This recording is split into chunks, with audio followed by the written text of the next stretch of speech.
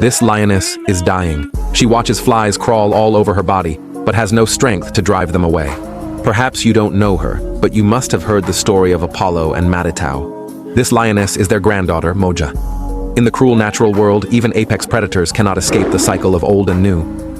Years ago, Madita suffered the pain of losing her husband and the grief of losing her son. The harsh laws of survival had long since crushed the light in her eyes. Now she had only one thought: to take revenge on the buffalo herd. But just as she led the pride to confront the buffalo herd, she discovered unexpectedly that a male cub had survived last night's chaos.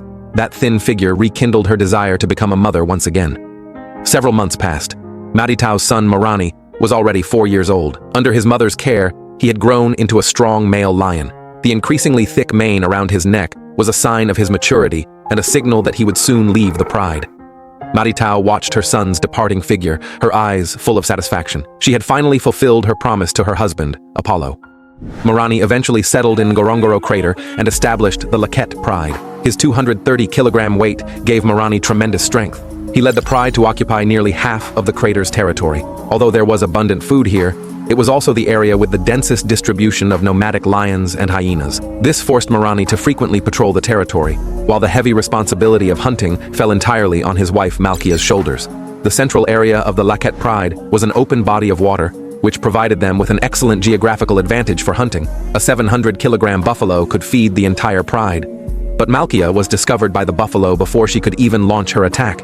The other members of the pride neither had the awareness to surround the prey nor mastered the technique of ambushing. They could only stand there dumbfounded the entire time, finally watching helplessly as the buffalo entered the river. Worse still, there was no sign of their daughter Moja in the pride. She had been missing for 3 days. Malkia desperately called out, but her hoarse cries received no response. What she didn't know was that her daughter was just one step away from death at this moment. Moja collapsed weakly on the ground. Every movement was accompanied by excruciating pain. Her once round belly had long since withered. Since 1962, this area had experienced 2 tsetse fly outbreaks. Those blood-sucking insects were like mobile poison needles. When they bit, they injected various viruses and parasites into the animals' bodies. Moja's body was already festering in multiple places. She had almost no ability to protect herself. Worse yet, the vultures circling in the sky attracted the attention of a hyena clan dozens of kilometers away.